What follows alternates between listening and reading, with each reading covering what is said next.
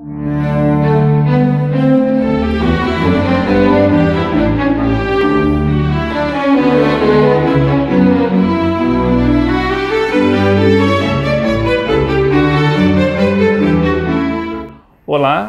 o cafénapolitica.com.br e a TV Cidade Livre de Brasília, canal 12 da NET, vão tratar hoje de um tema importante, que é o tema de desemprego. Do desemprego na área massiva, principalmente da engenharia e da tecnologia, que poderá estar causando a onda de denuncismo contra a Petrobras. E não é desemprego na área pública ou da Petrobras, mas da porção de empresas, cerca de 300 empresas que prestam serviços à Petrobras. Estas empresas, elas estão ameaçadas de fecharem suas portas para dar lugar a empresas transnacionais importadas da Europa e dos Estados Unidos. Para falar sobre este assunto e a mobilização nacional que está sendo feita em torno disso, chamamos o professor e economista José Carlos de Assis. José Carlos de Assis é também um grande articulador político, autor de vários projetos nacionais, como a Transul, e é presidente do Instituto Intersul. São institutos que tratam da relação do Brasil com os países do Sul, ou seja, da América Latina, da Ásia, da África, e o Transul é um projeto específico entre China e Brasil. Então, professor, é um prazer tê-lo novamente aqui com a gente, né? Não é a primeira vez. O José Carlos de Assis já esteve aqui uma vez, nos brindando com o seu discortinho, a sua sapiência, sobretudo, né, de análise do momento nacional. Então, professor, conte-nos um pouco dessa situação desesperadora que está vivendo, sobretudo o Rio de Janeiro, né? Onde cerca de 500 mil trabalhadores altamente qualificados, que estão com seus empregos ameaçados. Não é propriamente 500 mil trabalhadores, são 500 mil famílias, né, que estão sob o choque do risco do desemprego muito imediato, porque isso não é mais uma previsão, é alguma coisa que está acontecendo, já estão sendo demitidos milhares de pessoas, milhares de trabalhadores no Rio de Janeiro. E justamente agora, seguinte, eu queria explicar por que eles estão sendo demitidos. Estão sendo demitidos pelo seguinte: nessa operação Lava Jato, que é uma operação curiosa, que era para ser uma coisa sigilosa e que virou uma coisa vazada para a imprensa, né, de 24 em 24 horas, de semana em semana, com revistas, com jornais, foram identificadas empresas que tiveram envolvimento com propinas na Petrobras. Isso são fatos conhecidos, né? Os vazamentos de informações, e mesmo alguma coisa que não era mais vazamento, que já eram os primeiros processos, né, que foram abertos, estão lá nominados, teve delação premiada, a partir de delações, por enquanto, sem provas, mas de qualquer forma foram delações feitas, e supostamente tem alguma base, algum fundamento. O que aconteceu? Houve uma confusão entre empresários e empresas. Empresários podem ser culpados de crimes e têm que ser punidos. Mas empresa não é culpada de coisa nenhuma. Empresa é um instrumento. Uma faca é um instrumento. Esse instrumento, faca, pode ser usado para cortar abacaxi ou então para matar uma pessoa. Ninguém vai dizer que uma faca é assassina. Ninguém vai dizer que uma faca é criminosa. A faca é um instrumento. Então, você tem que separar o empresário da empresa. E é isso que os promotores da Lava Jato não querem fazer. Eles acham que tem que quebrar a empresa. Isso é um absurdo. Quebrar a empresa significa você levar à ruína centenas de milhares de famílias. E isso é uma coisa que a sociedade brasileira... tecnologia nacional, não é? Porque elas que produzem, né? Claro que a questão da tecnologia acumulada nas empresas, isso, nesse momento, Leite, a coisa é tão urgente do ponto de vista social, que eu até me esqueço de mencionar a coisa da tecnologia. Mas é evidente, essas empresas têm aí 40 anos, 50 anos, 60 anos, acumulando tecnologia. Se isso for acumulando e exportando tecnologia para os países da América Latina, fazendo ponte, fazendo represas lá para a África também, né? Para o Oriente Médio, Cuba. Correto. Então, esse negócio é de uma gravidade muito grande, porque em torno da Petrobras você tem algo como 10 a 13% da economia brasileira. Se você quebra essas empresas, você está quebrando a economia brasileira. É uma coisa de consequências desastrosas para o Brasil inteiro.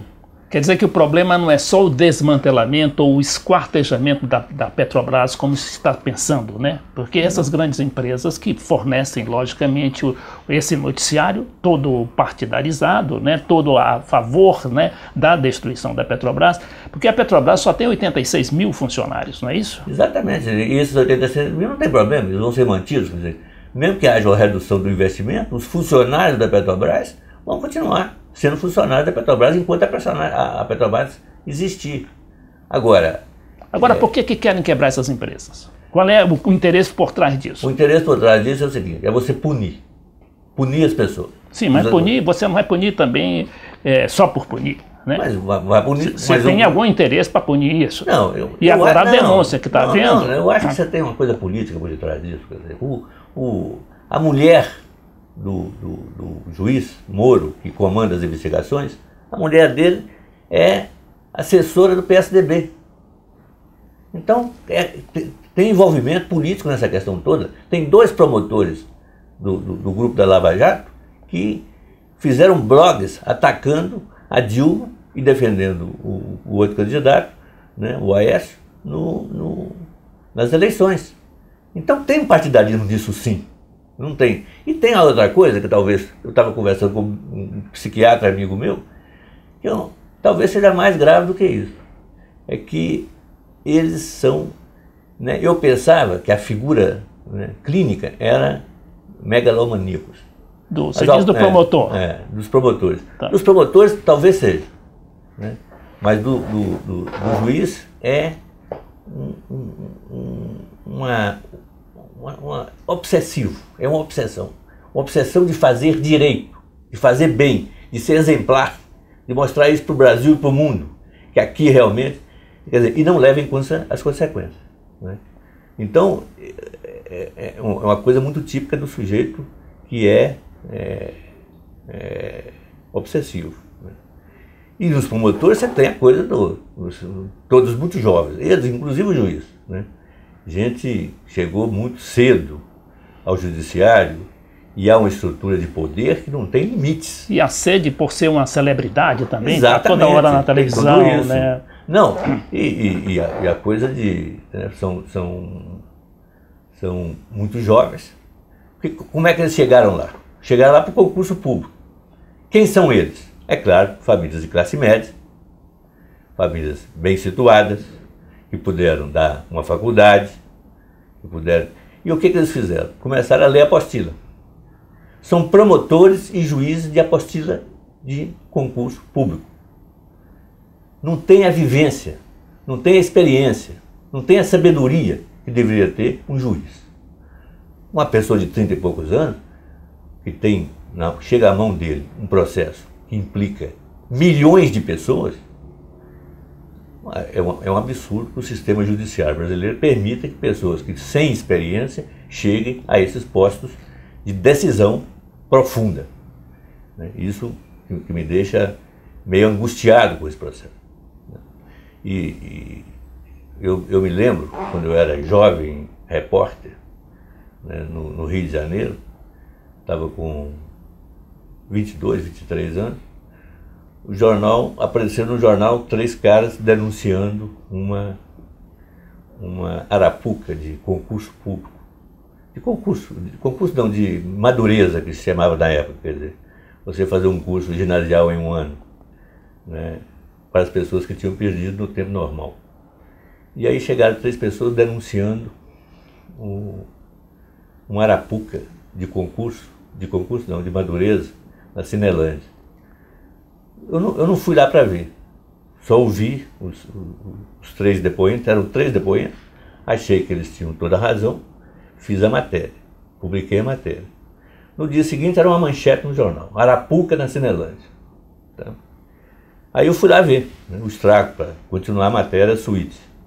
Eu cheguei lá, bati na porta, abriu uma senhora, né, dos seus 50 anos, com uma fila de 5 ou 6 meninos atrás, né, 2, 3, 5, 6, 7 anos. Na hora que eu vi, a senhora fulana era a dona do Madureza.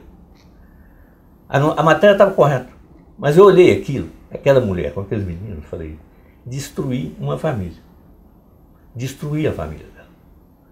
Porque eu fiz uma denúncia sem ver as circunstâncias. Se eu tivesse conhecimento prévio daquilo, jamais eu não vou usar o jornal, a força do jornal, para destruir uma família. Ela tem, com certa madureza, com certo o curso dela, faz uma coisa qualquer, tem uma orientação para isso, mas não coloca no jornal com manchete, porque você destrói pessoas. Isso eu nunca esqueci. Minha vida de jornalista, mais de 40 anos de jornalismo, nunca deixei de me lembrar desse episódio. Eu jamais publico qualquer coisa se não considerar as circunstâncias. Professor José Carlos de Assis, jornalista, economista e professor da Universidade Estadual da Paraíba. Acabei de me aposentar. Muito bem. Bom, professor, agora vamos abordar também essa questão intrínseca que é o interesse internacional de desmantelar a Petrobras, não só a Petrobras, como as nossas empresas, né? Porque essas nossas empresas estão fazendo concorrência às empresas americanas e europeias. Tanto é que grande parte das obras, se não a totalidade das obras, por exemplo, de países como a Argentina, Venezuela, Uruguai, Equador, estão sendo contratadas essas nossas empresas. Mas agora, o objetivo real dessa campanha contra a Petrobras e as suas empresas, né, as empresas filiadas, é de abrir caminho para as grandes empresas americanas e europeias que estavam sendo afastadas por causa desse novo panorama latino-americano de integração e de intercâmbio. Não, é verdade. Você tem hoje o seguinte, você tem uma situação nos países industrializados avançados, você tem uma situação de estagnação. A Europa mais do que estagnação, contração na Europa. Nos Estados Unidos uma flutuação perto do fundo do poço. No Japão, estagnação ou contração. Quer dizer, nos países industriais avançados, o capitalismo não tem como se expandir. Então eles têm que ampliar a fronteira de funcionamento deles para os países em desenvolvimento e, sobretudo, para os países emergentes. Então, a discussão que teve está tendo na OMC, a Organização Mundial do Comércio, há uns 5 anos, o principal ponto que os países desenvolvidos querem, né, e que abordam abram os mercados de construção, abram os mercados de serviço nos países emergentes e nos países do terceiro mundo. O terceiro mundo não interessa muito, tem coisa ainda pequena para eles abrir de uma forma ou de outra, não tem lá empresas próprias capazes de dar resposta às necessidades de desenvolvimento. Mas nos países emergentes estão grandes empresas, nós construímos nos últimos 50 anos grandes empresas de construção. Então essas têm que ser destruídas para abrir espaço para o capital europeu e americano, né, que estão buscando fronteiras de expansão. Por que nós somos um alvo principal disso? Pelo seguinte, nós somos BRICS. Nós somos uma articulação entre Brasil, Rússia, Índia, China e África do Sul. São os chamados países emergentes. Tem outros que são emergentes também, mas não estão nesse grupo. Mas que estão com muita simpatia por esse grupo. Esse grupo fez uma coisa intolerável do ponto de vista americano, né, da direita americana, que é constituir um banco, né, o Banco dos BRICS, que é um banco e um fundo de estabilização, que na verdade é a primeira iniciativa, desde a Segunda Guerra Mundial, desde os acordos de Bretton Woods, de você furar o bloqueio do sistema, né, da arquitetura financeira anglo-americana. E isso os americanos não toleram, ou não querem tolerar, né? E é em função disso que você tem um cerco. A Rússia, você tem um cerco A China não, porque a China é muito grande e está num drive que, de uma certa forma, beneficia os americanos, pelo menos no controle da inflação, por causa da produção chinesa, barata. Mas, de qualquer forma, quer dizer, do nosso ponto de vista, quer dizer, o problema central é com a Rússia. Por que com a Rússia? Porque a Rússia é o inimigo estratégico americano. É uma potência nuclear de primeira linha. A Rússia não pode ser atacada. O que eles estão fazendo? Estão atraindo a Rússia para uma guerra na Ucrânia. E lá eles podem tentar esgotar economicamente a Rússia. Essa é a grande estratégia deles. E que está até escrita aí. Se você souber ler, você vai ler lá na Foreign Affairs, está claramente visualizado isso. Né? Professor, nós temos um problema de tempo, estamos esgotando o nosso primeiro bloco. Mas eu queria chamar a atenção dos nossos telespectadores, internautas, para um movimento de reação que começou a se articular, sobretudo a partir do Rio de Janeiro, onde está o maior perigo do desemprego. E esse movimento, através da Aliança pelo Brasil, né, que o professor articula nacionalmente, e que vai fazer no dia 13 de março deste 2015, uma grande manifestação no Rio de Janeiro, seguida também em outros estados. Daqui mais alguns instantes. Quem tem medo de Hugo Chávez? Uma abordagem sobre a nova América Latina. Suas taxas de crescimento com inclusão social, que dão inveja à Europa. Mais do que um livro, esta é uma análise do blogueiro FC Leite Filho. Das políticas de Chávez, Lula, Dilma, Cristina Kirchner, Evo Morales, Rafael Correa e Daniel Ortega, que nos arrancaram das políticas de arroxo e nos mantêm longe da crise que afunda os europeus e até mesmo os Estados Unidos. Quem tem medo de Hugo Chávez? Leitura obrigatória.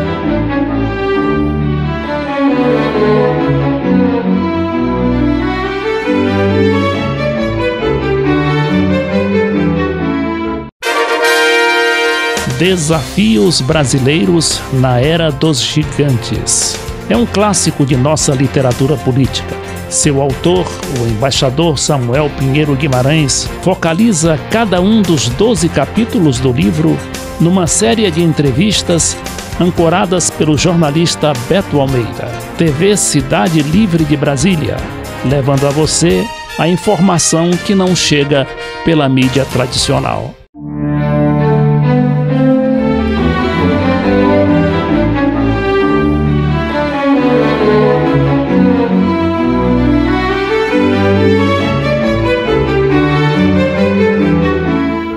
Segundo o bloco do cafenapolitica.com.br, da TV Cidade Livre, canal 12 da NET, com o professor José Carlos de Assis, economista, jornalista e agora articulador da Aliança pelo Brasil. Professor, então entramos aqui no ponto nodal da questão, que é a reação, né, que se está pretendendo articular para responder a essa ofensiva contra a Petrobras, contra os nossos empregos. Bom, nós conseguimos uma articulação grande que, na verdade, é movida pelo medo, o medo do desemprego. Essa é a grande força inicial disso.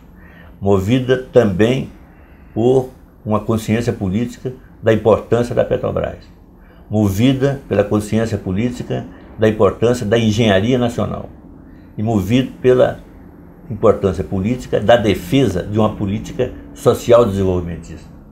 Então, isso tudo junto é a base, sobretudo no Rio de Janeiro, da mobilização que estão fazendo. No Rio de Janeiro, porque é óbvio, quer dizer, lá que estão as empresas de engenharia, lá que está a Petrobras. Né? Na quarta-feira, ontem, né? Deve ter havido a primeira manifestação, ainda setorial, dos metalúrgicos ligados à construção naval no Rio de Janeiro. Deve ter, não tenho ainda conhecimento das dimensões dela. Mas no caso do dia 13, quer dizer, a expectativa é de ter milhares, talvez centenas de milhares de pessoas. Por quê? Porque são as pessoas atingidas. Eu espero que todo mundo que está com receio de perder o emprego, todas as mulheres que estão com receio de perder empregos, ou que seus maridos percam os empregos, os maridos que têm medo que as mulheres percam os empregos, que todos vão comparecer a essa manifestação pacífica. É importante assinalar isso. Nós nos comunicamos com a Secretaria de Segurança para ter total cobertura, né? Não ter arruaça, não ter... É uma manifestação política pacífica sobretudo no Rio, estamos com esse cuidado, né? A nossa força é a força da massa, não é a força da baderna. Então, confiamos numa sabedoria, né, social, uma sabedoria coletiva para levar essa manifestação até o fim. Esperamos muita gente mesmo, porque só isso você muda certos aspectos da política brasileira, né, e da própria proteção da empresa brasileira, a grande empresa brasileira que é a Petrobras, e as outras empresas que estão em torno da Petrobras, que são empresas privadas, mas que têm um sentido público, sobretudo na acumulação de tecnologia e na geração de emprego. Essas empresas, eu insisto, empresa é instrumento. Empresa não tem culpa criminal de nada. Ela não é criminosa. Criminoso, se for provado, porque tem que ser provado, não adianta meramente uma delação premiada, porque o prêmio distorce a delação. O prêmio distorce, porque, pô, eu estou na expectativa de ser preso. Ah, não vou ser preso mais, então eu posso falar o que eu quiser, então eu posso inventar o que eu quiser. Então, eu quero saber que tipo de prova que tem, porque até o momento não apresentou nenhuma. A gente sabe que tem problema. O que a gente sabe que é realmente crime são os delatores, que confessaram. Tem um lá que confessou devolver 100 milhões de dólares. Tem outro que confessou devolver 40 milhões, sei lá. Então, esses sim são os criminosos. Inclusive pegaram o dinheiro. Agora, os outros, não sei se são criminosos. Tem que haver prova. Agora, em termos concretos, o que é que pretende essa modificação? Essa mobilização, tanto do Rio como dos outros estados? Essa mobilização, primeiro, garantir a integridade da política de petróleo, com a Petrobras na frente e com as empresas de engenharia como suportes. Isso é o primeiro objetivo. O segundo objetivo é garantir o conteúdo nacional nas encomendas da Petrobras. O terceiro objetivo é garantir que a Petrobras continue sendo a operadora única do pré-sal. E o quarto objetivo é mais amplo. Nós queremos afirmar no Brasil, para valer, uma política social desenvolvimentista. Para isso precisamos de ter o aspecto social e o aspecto do desenvolvimento. Professor, o que acontece é o seguinte, é que o país está vivendo uma situação muito difícil, né? Situação das contas correntes, como o senhor tem assinalado aí, né, que é muito difícil, parece que temos que cobrir 91 bilhões de dólares, isso não é fácil. E como é que fazer isso para preservar essa situação e montar essa política desenvolvimentista? Deixa eu dizer, inicialmente, quer dizer, o diagnóstico. Quer dizer, você não tem uma crise inflacionária, isso é invenção da TV Globo. Nós não temos crises... Por enquanto, não tínhamos crise de desemprego, nós temos uma crise de crescimento. E por que temos uma crise de crescimento? Porque temos uma política macroeconômica que não induz o crescimento econômico e, às vezes, contraria o desenvolvimento econômico. Então, qual é o gargalo? O gargalo é o chamado déficit em conta corrente. O Brasil tem um déficit em conta corrente, ou seja, aquilo que a gente deve por ano, é um fluxo anual.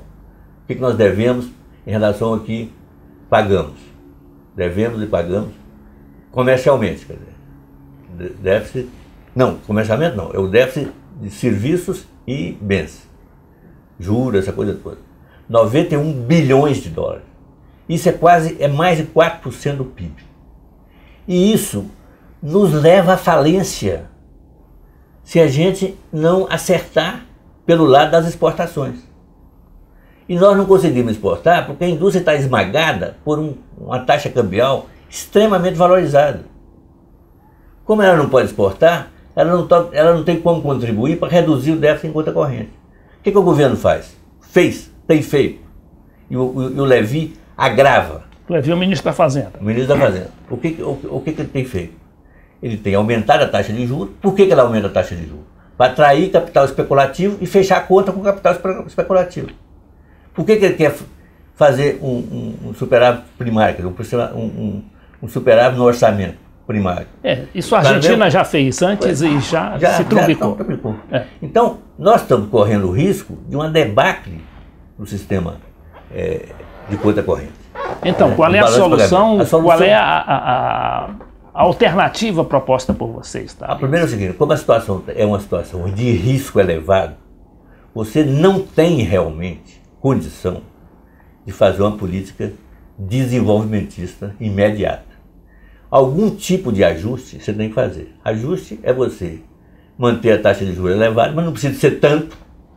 Ter um orçamento ajustado, não precisa do jeito que eles estão fazendo, querer fazer um mega superávit em primário, e aprontar um programa alternativo para depois do ajuste. Porque o que é angustiante nisso que está sendo anunciado, né, pelo ministro Levi, o que é angustiante é que ele diz que ele vai derrubar a economia agora e não diz o que vai acontecer depois. A gente não sabe o que vem depois do ajuste.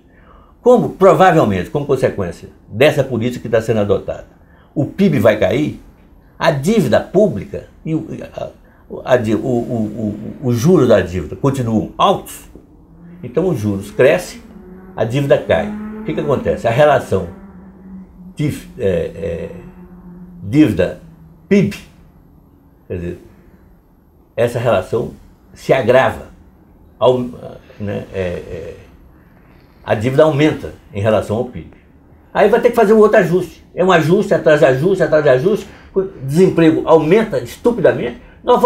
Se isso for implementado para valer, nós vamos a uma taxa de desemprego de 20% rapidamente. É uma derrubada geral. Como tínhamos na época do Fernando Henrique. Olha aqui, já tivemos de 12%, 13%, 14%, até 15%. Até 15% na época do Fernando Henrique, mas é perigoso e é pior ainda. Que mesmo a péssima política do Fernando Henrique não era tão estúpida como essa entrevista, essa política fiscal, sobretudo, que está sendo feita. Professor, então o que fazer em termos concretos? O que fazer que nós estamos propondo é o seguinte: primeiro, a mobilização para que... Sim, a política. A pressionar o governo. Porque o governo sem povo na rua não é pressionar. Né? Nós pretendemos o seguinte: nós, que eu digo, já é um grupo de economistas, é um grupo de sindicalistas, intelectuais, estudantes. O que a gente está propondo? Que se faça uma grande articulação com a China em torno de um projeto chamado Transul, que é a industrialização de recursos minerais no Brasil, sob financiamento chinês e para exportação para a própria China.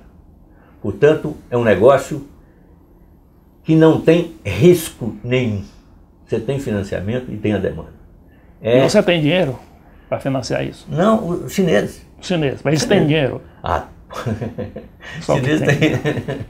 Chineses estão com quase 4 trilhões de dólares. A Cristina Kirchner foi à China outro dia e levou 20 bilhões de dólares. Pois é, eu fico preocupado, é o seguinte: ela fez muito bem e eu fico olhando isso e falo assim, porra, mas nós estamos atrasados. Né? Eu acabo de vir de uma reunião com o ministro chinês, né, de comercial, e a sensação que ele me deu é o seguinte: que ele tem uma certa ansiedade em dizer o seguinte: olha, a China trabalha rápido, mas vocês, ele não disse isso com essas palavras, mas a ideia é a seguinte: vocês trabalham muito lentamente, né? Tem muita crise, essa coisa toda, tem que sincronizar as duas coisas, sincronizar pelo lado chinês, eu disse a ele, porque não seria pelo lado brasileiro.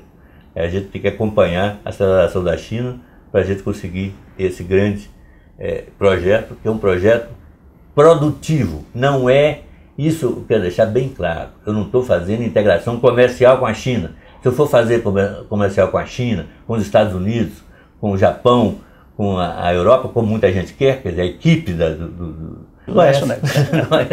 Pensei que fosse Estados Unidos. Então, a equipe dele, quer dizer, comandada pelo Armínio Fraga, propõe abertamente: vamos fazer tratado de livre comércio com a Europa, vamos fazer tratado de livre comércio com os Estados Unidos, vamos não, era a volta do neoliberalismo. Exatamente. O aprofundamento do neoliberalismo. Então, isso não dá. Quer dizer, o que eu quero e que nós queremos é o aprofundamento de uma integração produtiva com a China. Né? Produtiva. Com todos os cercando de todas as precauções do ponto de vista ambiental e do ponto de vista social que isso possa ter.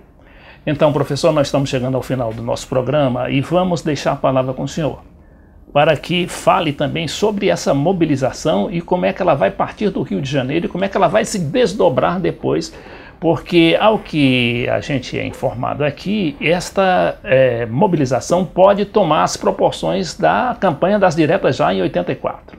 Esse é um desejo nosso. Se a gente fizer isso, nós colocamos, quer dizer, nós damos um passo muito maior que as diretas, porque as diretas estavam atrás da eleição do presidente da República, e nós soubemos que a eleição do presidente da República só não bastava.